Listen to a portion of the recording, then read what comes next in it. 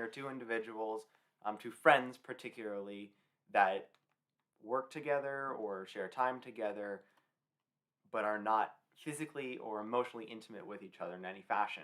Now, over the course of their friendship, they will increase in cognitive intimacy and collaborative intimacy in that they can work together, they can think together, they can collaborate on each other's ideas, and also share private logical issues that they can work with, as opposed to private emotional issues, I should clarify. However, as that cognitive safety emerges, and they feel the inhesitation and the comfort in the other individual, that's where you get into things like hugging between friends, because at that point, it's the natural result of the cognitive stability. Conversely, compared to, say, a high school relationship, typically, particularly nowadays, the first thing to occur is physical comfort. Mm-hmm. Thus, the hug is the first thing. Or the hanging out on the couch together is the first thing. And the cognitive discussions develop as a result of the physical safety. And I will admit this is an interesting part here, because you can compare this directly to the hierarchy of needs, in that the biological need for physical safety is required before you can have cognitive development. However, I do wonder if that undermines the future development. Yes, and prepares it on a weaker foot. Yes, that's what I wonder, because it can significantly impair judgment along those lines. Should we revisit your dating stages? Yes. To kind of refamiliar. You say mine, but they mostly were, here's what I made up on the spot, and then you and I tweaked until we got to one we were both okay-ish with. Yeah. So first of all,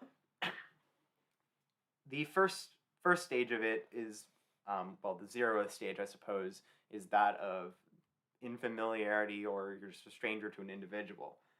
The first genuine stage then is simply getting to know them, followed by the second stage, which is understanding, in which you are beginning to comprehend their character, their identity, and what makes them who they are, in addition to figuring out why you might respect them through their capacity capacity and their active search for that capacity. This follows into safety, the third stage of it, where they feel physical and mental safety in that individual. They can confide in them for most things.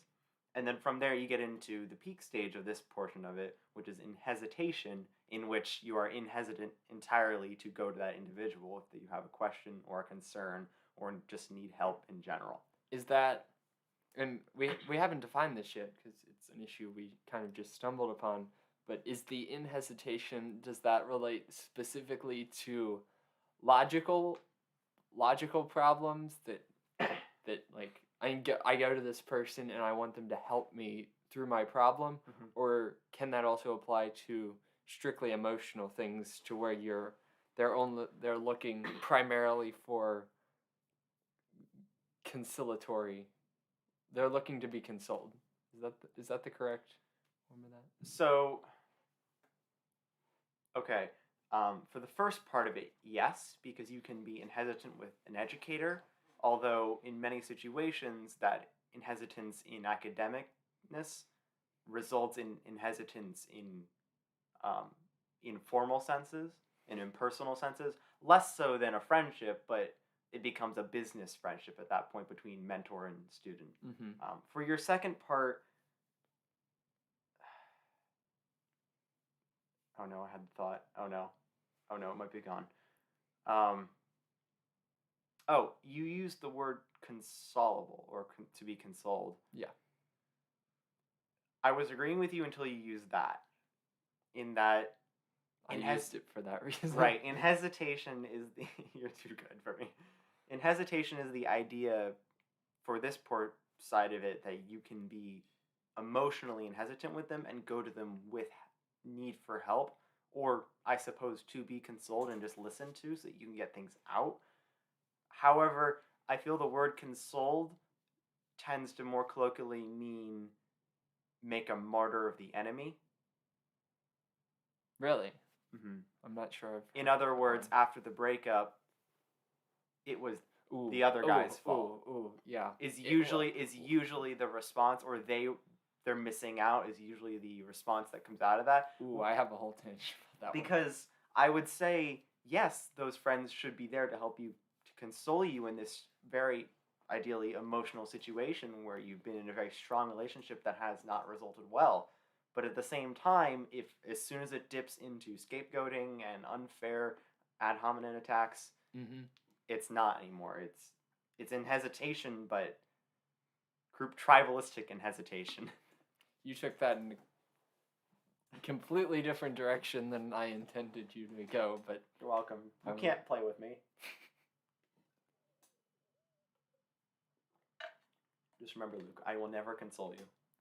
I remember, now that you mentioned that, like, consoling after the battle type thing, it reminds me of the thing I wrote that one time about scapegoating and things like that in relationships and friendships, specifically as it relates to, like, the toxic friend. Oh, yes, Yeah. I remember that one. Yes. I mean, Luke here was going on this, and I'm thinking, which one did he send me that I didn't read? Yes, I do remember that one. This was a while Do you have it there? Yes, and there's actually two of them. There's a friendship one, and then there's a relationship one. Good to differentiate. But do we want to take a quick aside so I can read them? We need all the content we can get. I like your thinking. All right, story time, even though this is not narrative in any way. Do you have popcorn that I can... That would take too long. I think that wouldn't go well on a podcast. Crunch. So go ahead. So often when someone's life isn't going well, that person is told to cut all the, quote, toxic people in their life. Everyone reading this, or listening to this, is likely to have both received and given this platitude as advice at some point. There is, of course, some truth to this. Everyone should be mindful of those whom they choose to associate. Indeed, it can be said that we are the average of each of our closest friends. However, the fact that removing those who are toxic is such a widespread notion speaks to just how counterproductive it can be. Who are the toxic people? Based on the sheer number of people who voice this banal cliche, it can be inferred that no one believes they themselves are toxic when either giving or receiving this advice, nor would they be inclined to assume such toxicity in the other person. We know there is toxicity, or as I would be inclined to call it, immorality, in the world, but as I mentioned prior, no one believes themselves to possess such a negative trait. And perhaps they are mostly correct, but probably not.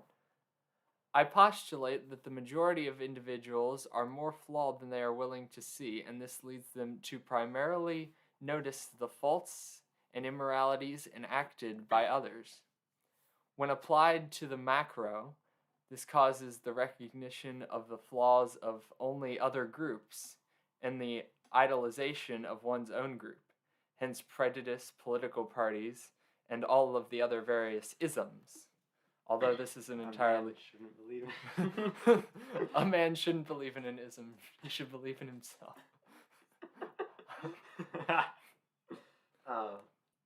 Anyways.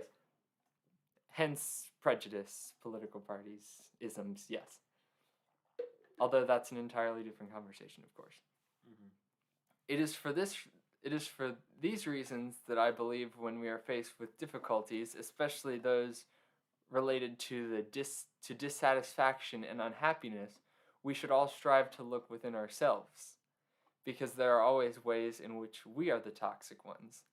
Likewise, there are times when we are the one responsible for our own suffering, and we are the only ones that can correct it. Now at the end quote of myself. At the end of that, it ties back into the whole introspection thing, of course. Because that's how we do everything nowadays. Of course. Because every introspection is key. But thoughts on the top the first half of it. So there's the psych term for it, and I'm gonna say scapegoat theory. However, it's probably not the best word, and there's another one that I know of I can't remember. Is the idea that assuming I can't be wrong. Perhaps it's belief perseverance, but it's the idea that I can't be wrong, therefore everything else is wrong. I can't be the one at fault, therefore everyone else is at fault. I can't wait to learn about that. Yeah, I'll just give you my notes.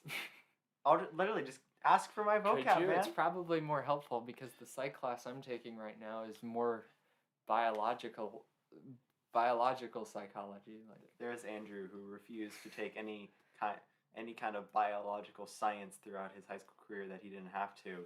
What does he get in psych? A massive unit on the brain. That was a painful week. We spent like, there was a bunch of reading that we had to do on the eyes and the ears, and like, I get if it's the part of the brain that processes those things, but why do I have to learn about the eardrum? Okay, tangent from our tangent now. I hated this because the strictly biological unit is the worst because you just learn that they exist. Yeah. The rest of the class is fine because you're learning the function of these things and why Broca's area is important and why Wernicke's area is important. But just learning that they exist and where they are is a lot harder when they're not relevant. Anyways, to return to our tangent. Return to the first tangent. So should I now read the relationships one? Yes, go ahead. This one might be incomplete. I don't know. I forget if I read that one. This one's shorter. Why did I used very like X and Y variables in this one. Oh no. We've been over my math skills, haven't we? This one probably isn't done. I don't know. That's probably why I never sent it to you. Perhaps the most detrimental facet of the problem caused by extrospection. What? I made up a word there. Probably just meaning the opposite of introspection. We'll call it scapegoating. I mean, I would say that's just ignorance. Yeah.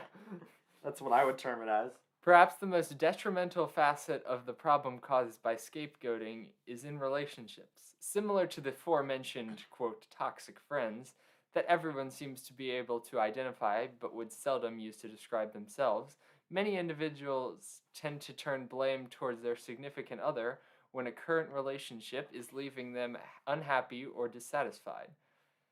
For evidence of this, look no further than the typical justifications one gives when asked about a past relationship. They just weren't good for me. They weren't giving me what I needed. They did too much X and not enough Y. They were too clingy. We just weren't compatible. These things people say could all very well be true. In fact, many of them probably are in a surprising number of instances. It ends there before I actually got to the argument I was making. That was the introduction. Okay, so I guess I'm going to have to start bringing my psych notes because I just keep thinking, oh, what's that term I know? And I can't place it. However, I will point out, you mentioned that like when someone's unhappy with their life, they tend to place it on something else. Yes. Known as a scapegoat, usually. This is a very real phenomena. It's from Freud, although it's been amended so it's more accurate now, but it's the idea of what does the unconscious do to get rid of any kind of trauma towards it, and that one is referred to as displacement, in which if you're frustrated or you had a bad day, you put it onto someone else. The best example is getting yelled at, like doing bad at work or getting yelled at work, going home and then yelling at your spouse.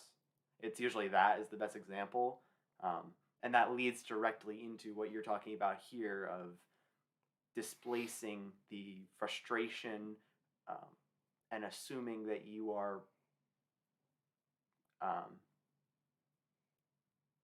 unfallible. Yes, that's the right word. It's a heuristic. That's what it is. It's one of the heuristics. It's like... I just started learning about heuristics. It's really gonna bother me. Although I don't understand the definition of heuristic. Okay. All right, you ready? Yeah, go. there's an algorithm, right? Algorithms are a methodical process that is guaranteed to work, trying every luck or combination starting 000, 001, 002. That's an algorithm. Will always work, but it takes longer. A heuristic is typically a fallacy, but it's, in short, a shortcut Yeah. to a solution. Men- Which in that example, we go into the office to try and figure out what the password is, or figuring out what decade the password was set up in. There's a great example from the office of that. But heuristics tend to be fallacies because they tend to be based, like discriminatory based and Yeah. judgmental and from positions of unfair presentation. Okay. The best example is availability heuristic, which is Yes. assuming the likelihood of something on how readily it comes to mind. Yes. You assume a shark attack is really likely because it's really violent and you can think of it quickly when Mhm. they're really not. Plane crash versus Mhm. car crash. Very precisely. Yeah. Winning the lottery versus getting struck by lightning, same thing. All right. But there's a bunch of those. And one of them, the reason I mention is there's a heuristic in regards to assuming I can't be wrong, which obviously is a fallacy because Yes. everyone's wrong at something, including me because I can't remember the name. Okay. Now that we're done with our 15-minute tangent Where were we? to fill time, we were on the stages. So, don't mind me graphing while you were talking, but we'll come back to those. Well, no, we can do those now. So, following the dating process, you reach inhesitation. That is the point at which you are hesitant to bring things to the other person. Emotional, cognitive, all kinds of things that you need help with. You feel comfort in them, and you understand their character entirely. And hopefully, you and that individual recognize that you're both at a similar stage and can collaborate to reach that stage together. Mm-hmm. Okay. This is the hard part. So, in the original system, there was a direct arrow to stage 5, engagement, directly suggesting engagement towards marriage. Mm-hmm. And we left it there. Yes. For good reason, because I didn't know what was next. Yes. We made this up as we went along that Yes, day. we did. But Andrew prepared extensively this time around, as I was talking 5 minutes ago. So, okay. Just called you out there. Yeah, I was graphing while he was talking. So, okay, there's two principal breaks at this point in the stage. There is engagement, which leads towards marriage, and collaboration, which leads toward lifelong friendships. Good word. Thank you. I just made it up. Brand new word. Right now. Brand new word. It fits what you're trying to communicate is what I'm getting at. Thank you. And the reason I make this discrepancy is because you and I had this discussion, but I don't want individuals to assume that it must end in engagement. Mm-hmm. Because as we discussed before, these stages really aren't dating. It's really just getting to know a person on a deeper level is all it is. Yes. And it happens that you could date somewhere stage 2 through 4. Somewhere in there, depending on the person. Now, I make this distinction to say that the variables that define relationships change and their velocity changes depending on which group you're in, and of course with person as well. So you have the triangle, don't you? Yes. You're ready for this magic. Here's the triangle. All right, so we've discussed before that the 3 parts to any friendship are intimacy, commitment, and passion. So intimacy, of course, is in regards to, I like to think of it more as intimacy in thought, in that you can be open with an individual. You can be emotionally intimate with them, but that isn't the whole part of it. It's mostly about feeling comfortable to share your deep thoughts, self-disclosure, as Freud would call it. Commitment is the idea of being committed, of course, wanting to share a future and develop with each other. Yes. And I think the development is very important there, because I always had difficulty with this, like conceptualizing this one because I think it's like, so if it's signed in a contract, it automatically makes it better. But no, it has far more to do with that development and mutual understanding of we're in this together, Right. type thing. Because commitment by itself is contractual, and in a relationship must be empty commitment. If there's no desire to seek greater respect between individuals and increased affection towards them as well, Mhm. of course. And then the final stage is, of course, passion, which actually means what it means in Yes. this case, which is in regards to sex and all the intimate actions that go with that. You can also tie in physical touch to that. I typically term it as physical touch instead, just because I think it measures better. Now we get to come to our graphs. Okay. Which we don't have graphics for that we can put on. So you're gonna have to vocalize these Because I made them while you were talking. very thoroughly, so Okay. that everyone can understand them. So we have two graphs here.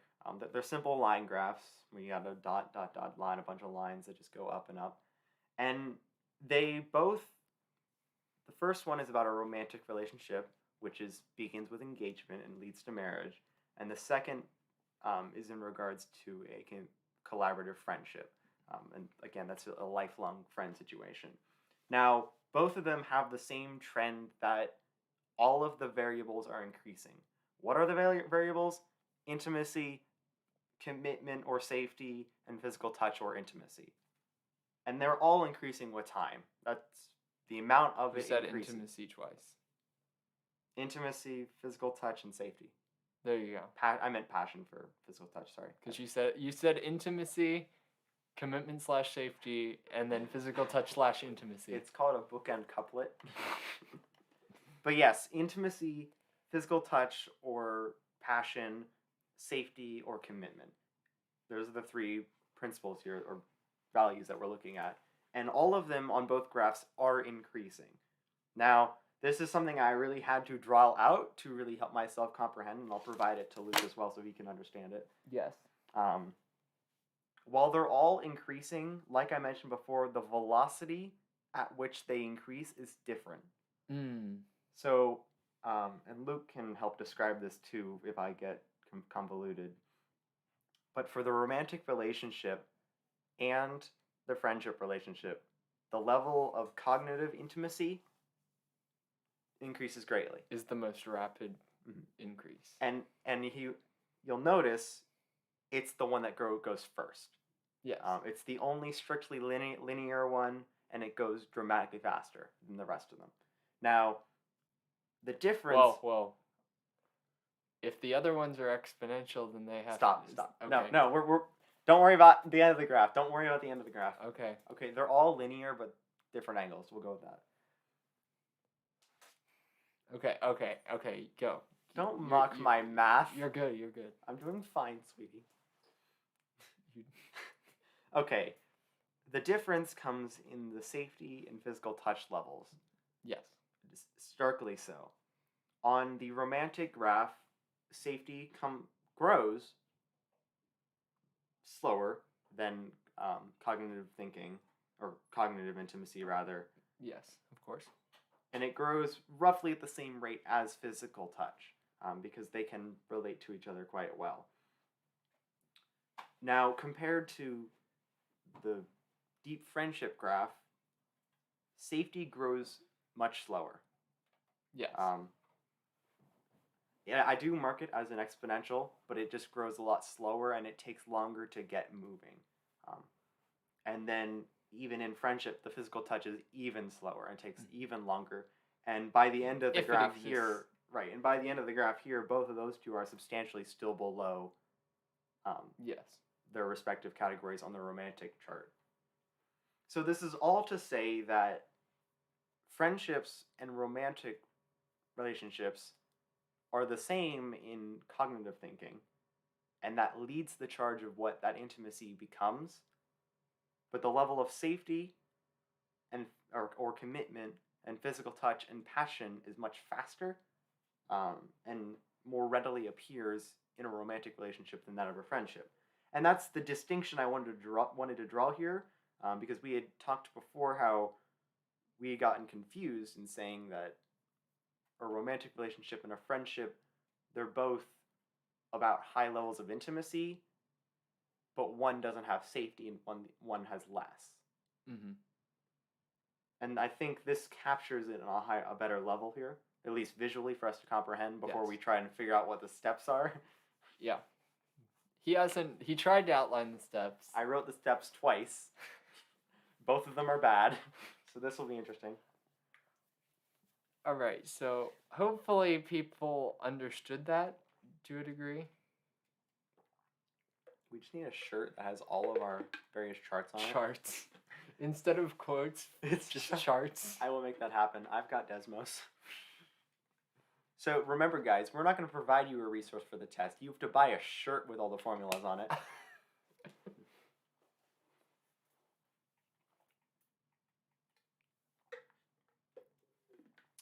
Okay.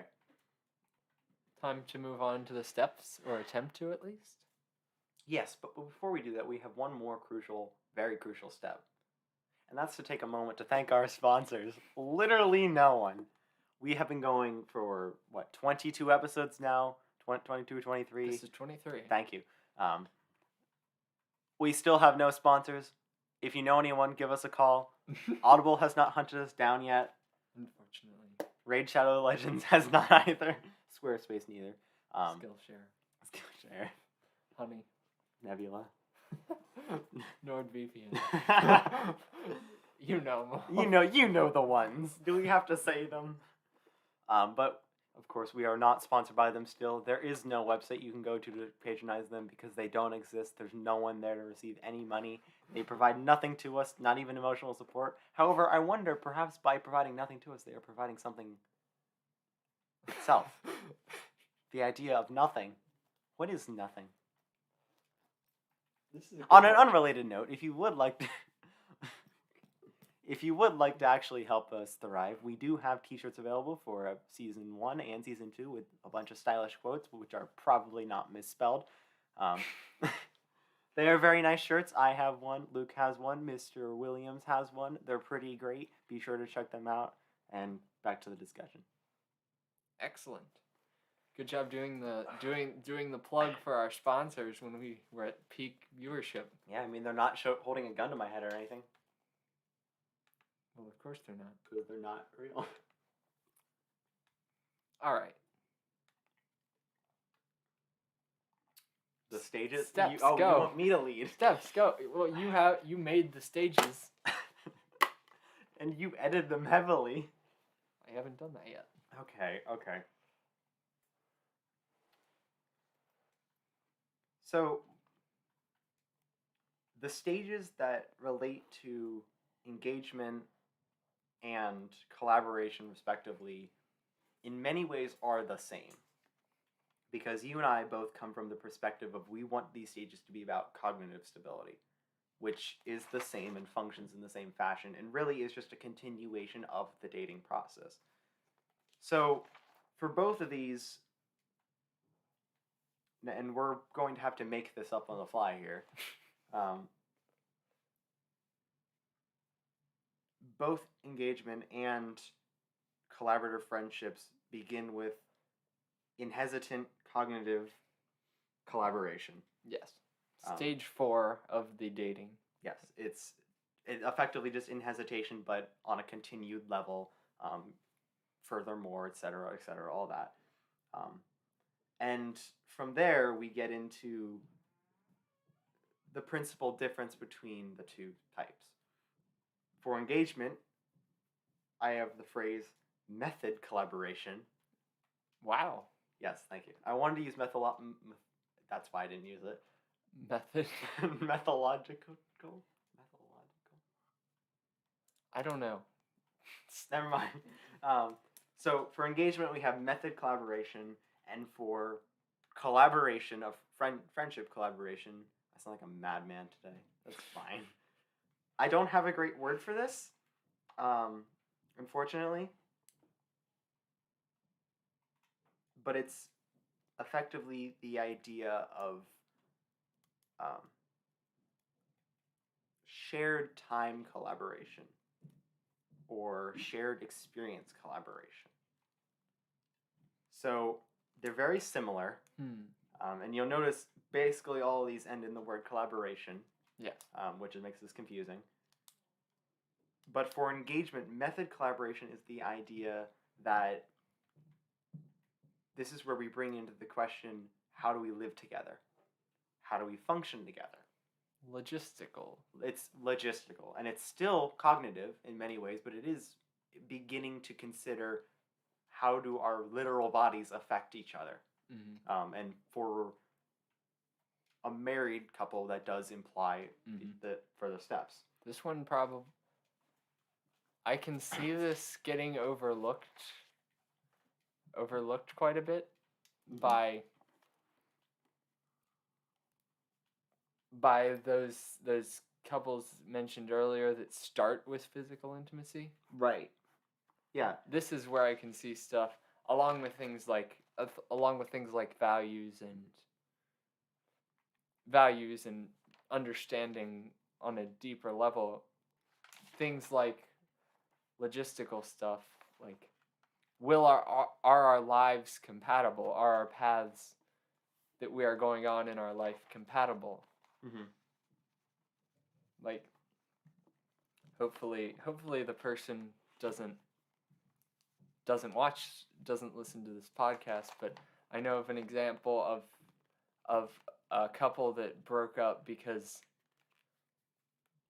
someone was planning on going into the military, and the other person was not okay with that, and after 2 or 3 years of dating, it ended because of that reason. And if that had been addressed sooner, then that would have come out. And conversely, for a friendship, that doesn't matter, particularly in this day and age where we can connect through that, and friendships don't rely on physical touch as much. When the physical intimacy, that's not a part of the stages that matters for them. That's why it's not included in the system. Conversely, for a married or an engaged or a romantic couple, it does matter because it will affect what they do to each other. Or with each other, rather. So I'm quickly sketching a vinaigrette of our chart here. Vinaigrette? Thank you. Isn't that a salad dressing? It is. It's also a good word. It means sketch. I just wanted to say sketch twice in a row. Okay. So we've got... Oh, what was the other one I said? Oh, shared time. Shared experience. That one's pretty basic. Yeah, and that's just a continuation of let's do more things together. Let's hang out more, try different things, read together, join a book club, go to the library, I don't know, all these different things that you can do to just further that cognitive and safety in thought. This is where the married couple is midlife, they're bored with everything, and people tell them, well, go do something new together. Yeah. And it can be helpful in that regard. It also has the added benefit of creating associations in your mind between those things and enjoying things and that person. Yeah, pleasure and the person, therefore, classical conditioning. There you go, bada bing, bada boom. Yeah. Because that's all relationships are, but classical conditioning. I took 1 unit of classical conditioning and everything is classical conditioning now. Dang it. And this is the part where I recognize the fact that shared experiences may also be part of a romantic relationship. And perhaps are. I'm tempted to use the word shared trauma, but it doesn't fit at all. I mean, no. No. I want it to work so badly. But... Shared trauma is the beginning, is stage 0.5. How? Okay, actually, let me rephrase this. Shared trauma disrupts the dating process. Disrupts. Shared trauma skips to safety. But then you still have to do understanding at some point. Okay. So in effect, you begin 0, 1, and then if there's a traumatic incident or experience that you share, 3, 2, 4. Interesting. Yeah. I'm going to write that down for later. I'd wonder if similar to the friendship things that we discussed in the tribalism episode of the shared trauma creating a sense of brotherhood, I wonder if similar statistics could be shown with couples born out of traumatic crises. Yeah, I mean, you can compare this. I don't like the trope that every hero story where the heroes go through a traumatic incident together always must end up in a dating relationship, because that's the trope now and they always do, and it's a terrible one. Stop doing it.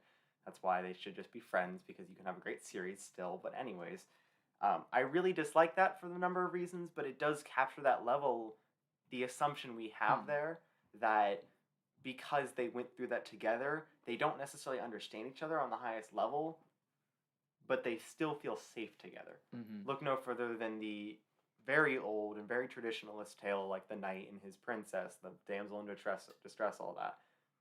The famous tale is that the knight goes and saves the damsel, doesn't know her well, but it leads immediately to safety. It's you like knew about the intended context, but in the original, in The Empire Strikes Back, there's a scene that they took out where there's like an extended couple seconds of kissing between them. Hello, Mr. Cat.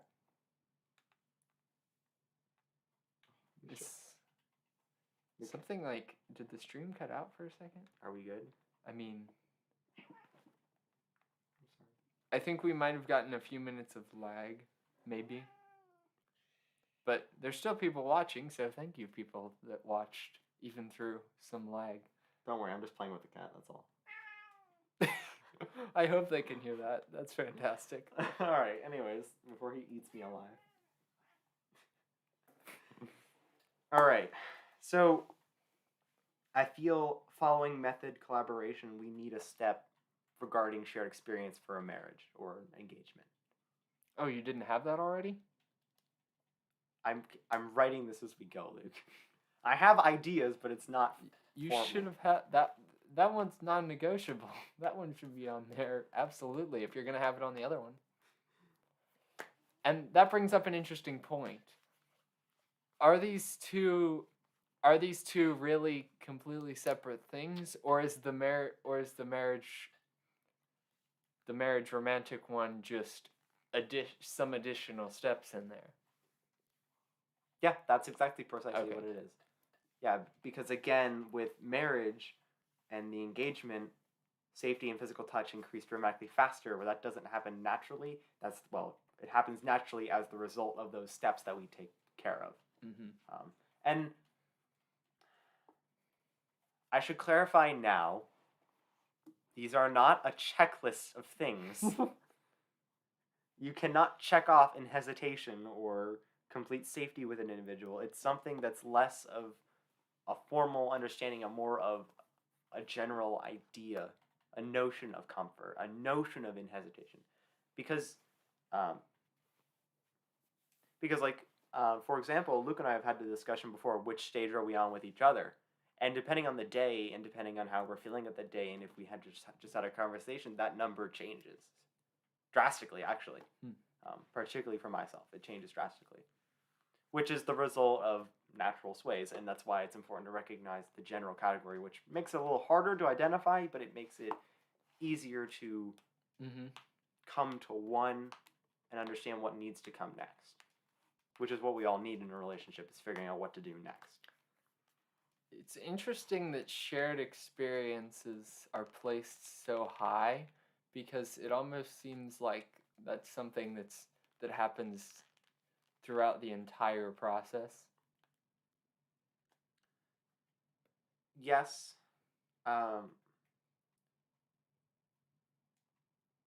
Okay.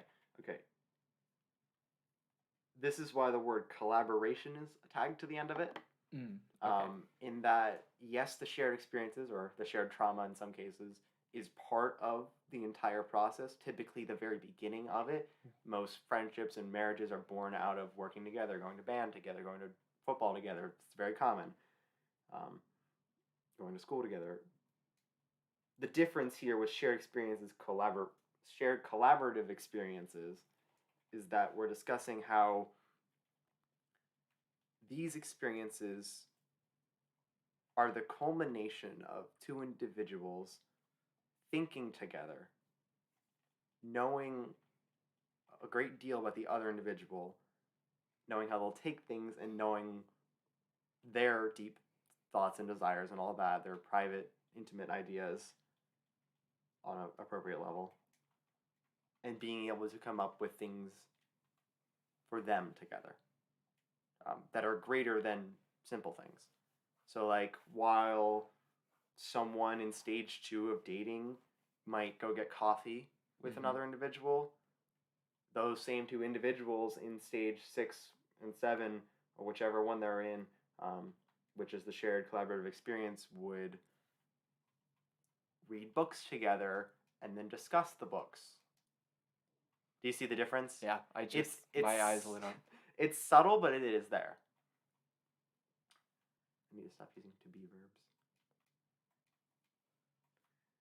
All right. So next, we've got shared collaborative experiences, turning into a true academic, big words, combined together to mean sentences of nothing. This is where we get into... Before you move on, having children is shared trauma. Oh, absolutely. Because children are terrible. That is a fact. Just thought I'd throw that in. Now we have stage 8/stage 7, depending on which part of the tree you're looking from, which is annoying, but fine. And this is the idea of development and redevelopment. I knew you'd make a sound of that. I knew it. And this is simply to say that once you reach this point in a relationship where you feel safe with them and hesitant with them in mind, and hesitant to collaborate with them, if it's a married couple, your methods are fine together, your procedures are fine together, and continuing on, you share meaningful collaborative experiences that enrich you as individuals together and create a shared identity. Then we reach development and redevelopment, which the first part of it is the idea of continuing to develop who we are, what the relationship means, and redevelopment, the idea of breaking down what must be broken down yet. And this is the part where we acknowledge that the other part of the tree exists, and you think, well, I'm a married couple, we're having trouble, I can go to my close friends and find help there. And this is why the distinction exists, because both are equally crucial. Both provide important values for the hierarchy of needs that you need. Yes. But also, the collaboration then crosses both parties. Yes. From the married party to the friends and extended friends. This is the same principle that exists with free speech, in that if you have access to more perspectives, more ideas, if you can go to people with your cognitive needs, your issues, you'll have more perspectives to help you deal with them. Just as in society the idea is meritocracy of ideas. Meritocracy of ideas. The best ideas. Oh, okay. Well, meritocracy. Yes. I see.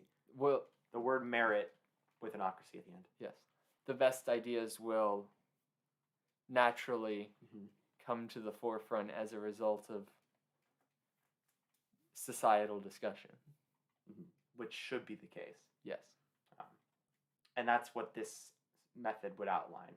Yes. The idea of being able to understand, importantly, it's the foundational step of a friendship or a relationship, is that you have to understand an individual and the place that individual comes from. And then from hence point up, it's simply developing the various forms of intimacy with that individual, with those individuals, and being able to work together with them. And while step 8 and step 7 are placed at the very end here, this isn't to say that development waits to the end. Mm-hmm. Development is the process. The entire system is never one of, this is who I am, I'm not changing, you adapt to me.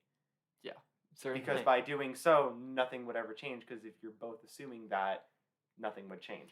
It goes back to what I wrote and then narrated earlier. If you scapegoat every problem, then you will never develop, and no one will ever want to be around you, because you assume that they're the root of every problem. This is why I really liked the word or the phrase shared identity, particularly when it comes to a marriage. Yeah. Because yes, you are individuals, yes, you have your own capacities, and you should respect those and develop those on your own, still according to our principle, or the principles of introspection and however you see fit. But at the same time, when in a relationship that tremendous and that important, it's a matter of creating an identity together that you, plural, are. In other words, the old married couple that goes to church, yes, they're both individuals, yes, they both have their own history and their own likes and desires and the things they think, but at the same time, why do you think the old married couple first? Because that's the group. That's the shared common idea of who they are. Mm-hmm. And that's what we're after. And that's the same reason shared trauma does that to soldiers. It gives them a shared identity of experiencing that. Hence why it skips many steps. And this is why, in a way, this is why it's important that you choose the right person, a good person, because you will inevitably become more like both the friends. You will become more like your friends and your romantic partner, inevitably. Yeah. And if that person is an undesirable individual with a bad character, then I'm really zoning out today. To clarify here, I do want to point out that individuals do not seem to be innately, well, taking the axiom that individuals are not innately devious or innately of poor character, Okay. which we'll come back to. To take that axiom and then follow it with the continued axiom that all individuals are free thinkers and do accept the meritocracy of ideas. Where was I going with this? I can guess where you were going to go. I set up a really good lead, but lost it. My guess is that you were going to correct the fact that This is all to say that you really can't not pick the right person if you're surrounded by individuals who think that way. Yes. Because at that point, if all individuals have the capacity to do great things, which they do, with the right amount of determination and help from friends, and if all individuals think cognitively and challenge predispositions, any individual can be the right person.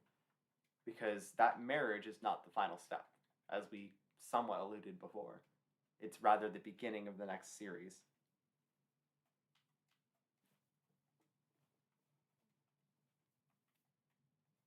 Yes, I agree. The cat. Sorry, we were both obsessing over the cat for a moment. It was gladiatorial combat to see whose lap he would sit on. Oh. I have lost. Oh. Well, No. I'm his No. I'm his master. He's hard. So he's your subordinate? It's an old word. All right, where were we? That's the stages you asked for. We made them up. Do you want to edit them now? No. Those were pretty good. I elaborated on everything I thought I could elaborate on as you were going through them. So what you're saying now is I get to make the shirt with this? With the stages? The stages. I want a sticker on my computer with the stages. It's so complicated. I think we need to post a photo of my notebook today. The 2 pages of my notebook. The first page, that was my scramblings 10 minutes prior to coming here of what I thought I would be talking about. And then the second page of me figuring it out. What you actually talked about. Did you talk about anything on the first page? Okay, all of the words that are on this first page I used, just not at all how they were intended. Not at all. But I like the second page because it leads with a set of stages and arrows leading into various variables and their respective properties Yeah. into 2 charts, and then followed by this massive flow chart at the bottom. That is itself a continuation of the flowchart at the top. Do I need to... There we go, let me just draw the line from the top so that we know that's... Never mind the fact that I messed it up, so this line, these are actually the same thing, but they split, so don't worry about it. Alright. What thoughts do you have? Any additional? I don't know. How should we close this one? I think we did a acceptable job. Does Andrew need to do something motivational? Get out the monolithic piano chords. We never tie it all. I mean, we tie things together in the middle, but we never have like an ending, like overarching theme of the episode. The only one that we did was one of like the early introspection ones, because we just tied it back to episode 1, which itself was a series of connections in the middle. Mm-hmm. So, okay, all right, you want me to tie it together? Sure, go ahead. Let's practice my conclusion skills. I'm gonna crack my neck. Just kidding, it didn't crack. So, in short, and I will surely post a photo of this so that they can experience the hystericness of this. We have all of these stages are simply the progression of a relationship, both friendly and romantic. Mm-hmm. And that they begin... Consummate, thank you. They begin getting to know someone, understanding them, safety, in hesitation, and then at that point is where they break and we recognize the difference in paths you can take in the appreciation for another human being. Mm-hmm. If you just want to be their friend, continue to share in hesitant, collaborative, cognitive thoughts with them. Mm-hmm. And then continue to share collaborative experiences with them. If you want to marry them or seek a further relationship, again, continue that in hesitant, cognitive. They really split here. It's the same thing. They really split. I know. No, don't draw on it. It looks so bad already. But from there, for marriage, the real first step of marriage is method collaboration, and then the shared experience again. Method collaboration meaning just getting to know how you function together. Yes. And then at the bottom of it is the stage that really pervades all of it. And that is simply development and redevelopment, working together, working with friends, learning from each other, learning from others, just what you can do. Building a shared identity. Yes, building a shared identity, learning what you can do to become a better individual yourself so that you can help others do the same. And help your spouse or your friends achieve the greatest thing they can and find the commonalities and the shared identities that you want so desperately. And all of this is to say simply, no matter how many stages there are and how hectic it looks, it's a human process is what it is. Absolutely. And you can't fail. The only failure you can make is not trying. Therefore, get to work. Wow, that was good. Thank you. That was a fantastic tying it all together. That was very Yeah, like it. satisfying as the cat yells at us. He doesn't like it. And with that, my name is Luke. My name is Andrew. That pause is gonna get longer every time. And this has been the Two Existential Dudes podcast. Thank you for watching.